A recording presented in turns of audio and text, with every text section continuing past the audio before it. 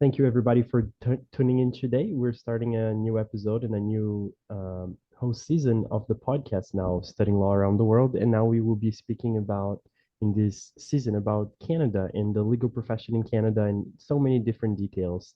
And in today's episode, I'll be speaking with Piper Riley Thompson. She will be speaking on the bar exam in Canada. Specifically, we'll be talking about Ontario, and I'm so excited to have you here today. So thank you so much. We're thrilled to have you here with us today. And to start things off, could you share a little bit about your background? We'd love to learn more about who you are and how you got here. Absolutely. Thank you so much for having me. This is really fun. I always love having conversations like this, and I really strongly believe in making information about the legal profession accessible. So, as you said, I'm Piper. I currently live in Calgary, Alberta, but this is the fourth province I've lived in the past 10 years. I'm a legal career advisor and a former human rights lawyer, and I'm an entrepreneur. So I've really dedicated my career to breaking down taboos in the legal profession and really increasing inclusivity in the profession. So right now, in my full-time work, I work at the University of Calgary's Faculty of Law, and I work with JD and LLM students as the Assistant Director of the Career and Professional Development Office at the law school. And I love that there's the advising aspect and there's the programming aspect, and I love supporting students as they navigate, whatever steps they feel are best for them in their careers. And then I also, for the past almost 4 years, have run my business, Ontario Bar Exam Coach, which is a strategic coaching business that helps lawyer licensing candidates in Ontario effectively prepare for the bar exams. And then finally, for 3.5 years, I ran a podcast with my good friend Erin called Off the Tracks Podcast. And it was all about talking about things in the legal profession that don't often get discussed. So, talking about disability in law, talking about law school debt, career transitions, and all of these taboo subjects, as I've touched on. So, those are some of the ways that I have used my legal education, but I never really felt that practicing law was right for me. So after a little while in practice, I thought, how can I build a career in this profession where I can use some of my best skills to help people, but without practicing law? And that's what I've done. Wow, that's incredible. Thank you so much for sharing. And I'm so excited for today's episode then. And kind of diving in right into the topic of our today's exam, going in specifically into the Ontario bar exam. Could you tell us a little bit about how it's structured, and maybe what are some of the key components that people who are thinking about, eventually getting licensed in Canada need to be on the lookout for? Absolutely. So as it currently stands at the time of us recording this, there are two bar exams in Ontario, the barrister exam and the solicitor exam. So both exams are in the same format. There's 160 multiple choice questions per exam. And if you're writing in the standard amount of time, meaning you don't have any sort of accommodations from the Law Society, you will answer the 160 questions in 4.5 hours. Each bar exam tests you on professional responsibility, otherwise known as ethics, but that's just what it's called on the bar exam. So both exams test professional responsibility, but other than that, the exams test separate subjects. So the barrister exam tests civil litigation, criminal law, family law, and public law, which is like a mixture of administrative law, constitutional law, those types of concepts. And then the solicitor exam tests business law, estate planning, and real estate. And like I said, professional responsibility is on both exams.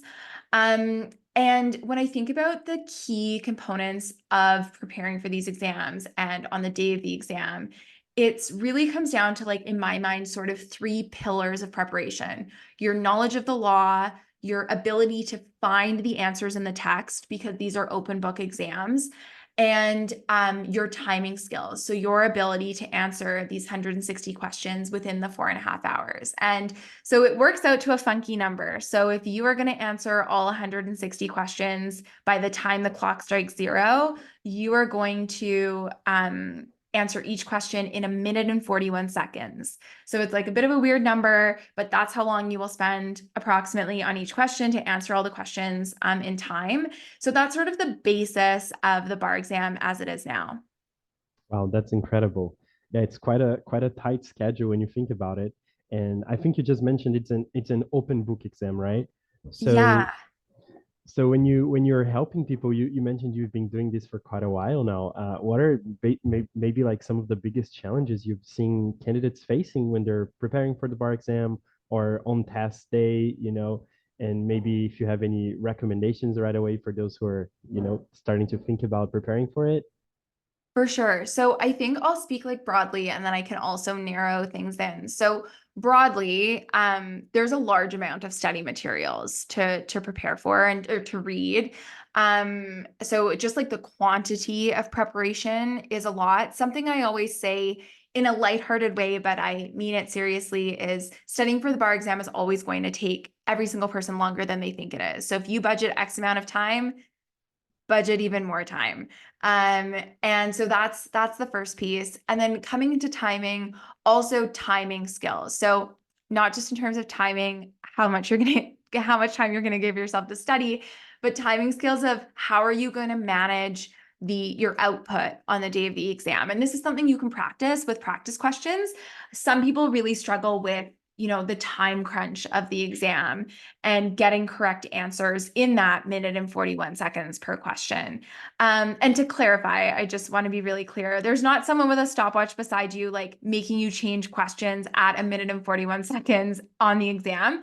But it's just if you would like to answer every question on the day of the exam, that is how much time you can spend per question. Obviously, it's up to you to manage your own time on the day of the exam.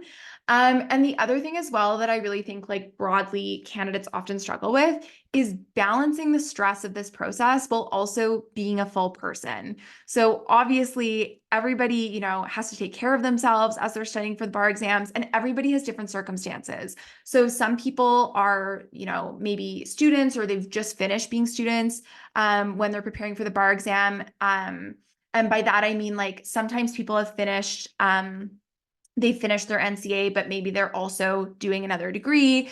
But most people have likely just finished being a student. At the same time, some people are working full time or part time while studying for these exams. And some people are like full time caregivers, whether that's for like an elderly parent or they have kids themselves, whatever that might be. And those are like huge stresses to balance when you're studying for this exam. So those are like the three biggest things I see. Just one more thing I wanted to share in the context when we're speaking like on an international level is I've had the privilege to work with a lot of internationally trained lawyers, both through my work at the University of Calgary and through my business, Ontario Bar Exam Coach. And something I see through my coaching business is I see so many internationally trained lawyers excel so much through this process. But something that is common is sometimes there is a disconnect between an understanding of the information solely because it wasn't taught to them in a Canadian law school. So for students that come and do the bar exams who maybe haven't had the opportunity to do a Canadian LLM and learn those subjects in a classroom, learning these subjects through self-study in the NCA and through the bar exams, often in a second, third, or sometimes even fourth language, can be really challenging. And I think like when I work with students who are experiencing this situation, I just think it's so admirable. And my best advice would be to give yourself that more time, like I was talking about. The last thing I'll say on this is something I haven't mentioned yet is that the bar exams are offered 3 times a year. So at this time, they're offered every spring, which is usually June. Sometimes it's one of the last days in May, but it's always like very beginning of June and middle of June, and then November, and then February or March. And so sometimes people feel that they need to write both exams in the same sitting. And sometimes my best advice to people, especially if you're handling many other priorities, can be splitting them up. So it is okay to write one exam in the spring and one exam in November or whenever you see fit for yourself. Just always trying to be aware of each person who's attempting the bar exams has what's called a licensing term. And that is between you and the LSO. So you have 3 years from when you enter the licensing process to complete your articling and successfully complete the exams. So just obviously, I can recommend, potentially splitting them up, but just make sure that you're doing it within the terms of your licensing term, because I wouldn't want to give you that advice and then you time out. So those are sort of my thoughts on all of that. Fantastic. Wow, that's very, very important to hear when you're thinking about preparing for it. And what came to mind now as well is that just something new that popped up. I think that the Law Society has some restrictions as well to like how many times you can attempt to take the bar exam, and then you might be Yes. able to like ask for a special opportunity to take it again, but it's reviewed on a case by case basis. Did you have any experience with candidates that went through that process before? For sure. Yes, I've met many candidates who've experienced that process. So, obviously, I'm always so happy to talk about the bar exams, but I always want people to go and, triple check what I say with the Law Society. I don't like, I could say something today and the Law Society could change their minds about it tomorrow. So, I am not the final authority on this. But to the best of my knowledge, at the time we are recording this, every licensing candidate has 3 attempts per exam. So that's 3 attempts for the barrister, 3 attempts for the solicitor in your licensing term. So within that 3-year period. So six rights total in your licensing period. With that being said, I have also seen quite a few people who maybe have not accomplished passing the exams on the third try, or maybe they just have one exam that they haven't passed. And you can request one more right in your licensing term. So a fourth right within your 3-year licensing term. And I have typically seen that be granted. But after that fourth right, then there's a longer conversation or longer correspondence, I guess I should say, with the Law Society about what your next steps are. Typically, and again, I would direct people to the Law Society for this, but typically, after that fourth right, you are required to withdraw from the licensing process for a full year. And then after a full year, you can rejoin the licensing process and start again. So start a whole new 3-year term. But what I say to people when they have this worry, especially when they're just entering the licensing process and they haven't like written a single exam, it is so easy to get caught up in the fear of the unknown and the anxiety of this process.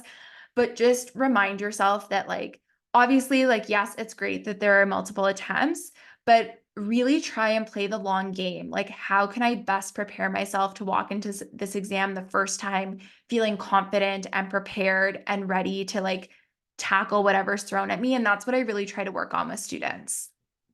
Wow, fantastic. That sounds very good. Thank you so much. Uh, Moving on, I was wondering from your experience as well, what are some effective ways that you've seen or that you've helped students to prepare? I'm sure that getting you as a coach is a very good way. But is there any other like more general tips that you could share with our audience that For, have helped, for sure. and, like good habits that have helped candidates to succeed in the past? Yeah, so definitely. So one thing that I always talk about is this concept that I came up with that I describe as like one day versus day one. So, so often I see candidates come to me after they've maybe had an unsuccessful attempt, um, and they have previously prepared for the bar exam using a one-day approach. So, what a one-day approach looks like in my mind is you get your study materials from the Law Society and you're overwhelmed by how much there is to read and how much there is to study. And you just think, I need to get through this as fast as humanly possible. And I completely understand that because that's how I attempted the exams the first time. Because I failed on my first attempt, and we can talk about that more later. But I see people so often just sit down and think, okay, if I just read this, then I can figure out how to be ready for exam day after I read everything. And that's really challenging because often by the time students are done reading the materials, it's pretty close to the exam. And then they have a really short window to figure out how they're going to apply what they've read into the exam format. And what I really try to teach is the opposite of this. So I like to teach what I call a day one approach.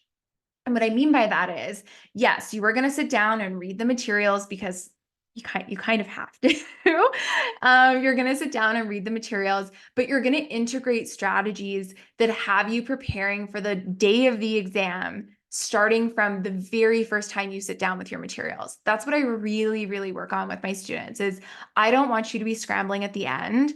I want you to do like 5 to 10 minutes of strategy work in your studying every day so that when you are done reading the materials, you can just focus on applying your knowledge and the skills you've built throughout your studying into practice exams and into your final review, instead of having to use that time where you'd otherwise be doing practice exams and final review to figure out, oh my goodness, how do I apply everything I've just studied on the day of the exam? So that's really like a huge difference I see between studying methods is, are you thinking about the day of the exam the first day you're studying? And if not, maybe you should consider doing that. There you go. From my experience, what I see, especially for us internationally trained lawyers, for example, in Brazil, the Law Society, they share all of the past exams, right? So you can practice with all the past exams. You have more of an idea of what's expected of you. Yet you don't have the materials offered by the bar exam. So there's definitely a lot of differences from each region of the world. And I love hearing about what are effective ways to study specifically for the Ontario bar. But considering you just mentioned a personal example of yours, could you share any other, memorable experiences or stories from your own time preparing for the bar? Yes. So I graduated law school from the University of Windsor, Faculty of Law in Windsor, Ontario, in the spring of 2019. Actually, almost 5 years ago, exactly to today's date. And then I wrote the bar exams right after graduation, which for a lot of students who graduate from a Canadian law school, especially in Ontario law school, that's really common is to, graduate in the spring, like finish your law school exams in April, and then do your first attempt of both bar exams in June in the spring setting, spring sitting before you begin your articles. That's very common. There are definitely exceptions to that, but that's sort of how the majority of people go about doing things. It's sort of how the timing of that is meant to be structured. And that's what I did. I was very burnt out and definitely was not even in a place to consider making the decision of splitting up the exams. I just was like, let's do this. But I wasn't prepared in the way that I should have been prepared. And I didn't even really realize that. Like, I didn't know what I didn't know at the time. I didn't really have like mentors who had who could, share with me what they knew about the exams. I was just kind of going off what I heard in the grapevine, which was really stressful because something I always talk about with these exams is there's an overload of information, and that can be really toxic when you're on many different internet threads and you're watching 700 different YouTube videos and you're talking to your friends and you're getting all these different Google Drives sent to you from like 8 years ago and 6 years ago and 4.5 years ago, and like all of the information is conflicting, and some people are telling you to do this and other people are telling you to read upside down and all of that. It's just so overwhelming that you like don't know what information to use.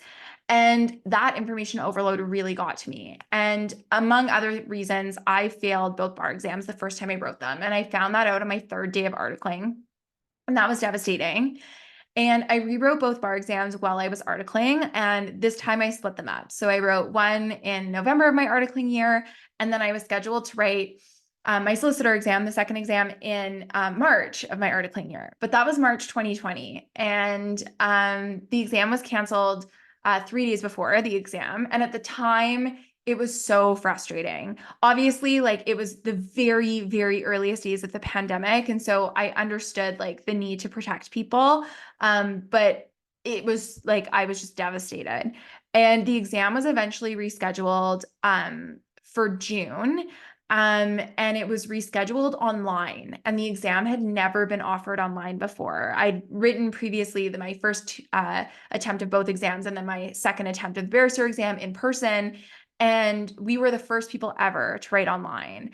And that was also really nerve-wracking because we were the only sitting where, because they changed things after I wrote in that sitting, but we were the only sitting where not only was it online, but the exam is now, like I said earlier, it's 4.5 hours, 160 questions. When I wrote the exam, it was 7 hours and 240 questions.